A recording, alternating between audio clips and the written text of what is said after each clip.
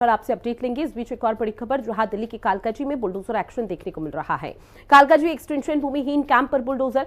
बड़ी खबर, जहां कालकाजी में अवैध मकानों पर बुलडोजर चल रहा है और ये तस्वीरें आपको दिखा रहे हैं, जहां डीडीए के डिमोलिशन की ये बड़ी कार्रवाई लगातार जारी है। ऐसे में न सिर्फ कालकाजी, कल आपने गोविंदपुरी की तस्वीरें भी देखी होंगी, उससे पहले अलग अलग जगहों पर दिल्ली के जहां जहां अवैध रूप से मकान बने हुए हैं या फिर अवैध कब्जा किया हुआ है, वहां पर अब प्रशासन का यानी कि डीडीए का जो बुलडोजर है वो गरज रहा है। एक सख्त मैसेज देने की कोशिश भी लगातार दिल्ली में की जा रही है कि अगर अवैध रूप से कहीं भी किसी का मकान, दुकान या फिर किसी भी तरह का कोई कब्जा किया हुआ है तो उसे बर्दाश्त नहीं किया जाएगा, क्योंकि अवैध रूप से कब्जा बहुत ज्यादा दिल्ली में हो चुका है और उसको लेकर अब लगातार डिमोलिशन की जो कार्रवाई है, बहुत बड़ी कार्रवाई, उसको अंजाम दिया जा रहा है। देखिए, कल तक अगर आप इस इलाके में गए होंगे तो यहां पर आपको कई यहां पर मकान दिखाई देते होंगे, ऊंची ऊंची इमारत वाले, लेकिन आज वो पूरी तरह से नेस्तनाबूद हो चुके हैं, मलबे में तब्दील हो चुके हैं। और ये एक बहुत सख्त मैसेज है कि अवैध रूप से कब्जा अगर किसी ने किया है तो वो अब संभल जाए, या फिर आने वाले समय में अवैध रूप से कब्जा किया जा रहा है राष्ट्रीय राजधानी दिल्ली में तो वो अब सतर्क हो जाए, क्योंकि आने वाले समय में इसी तरह की बड़ी कार्रवाई डीडीए की तरफ से होगी।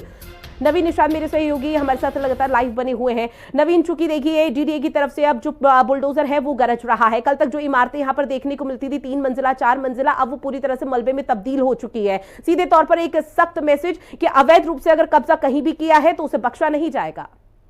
बिल्कुल, देखिए, कालकाजी एक्सटेंशन के भूमिहीन कैंप में जो डीडीए का बुलडोजर है वो लगातार चल रहा है और ये पहली बार नहीं है।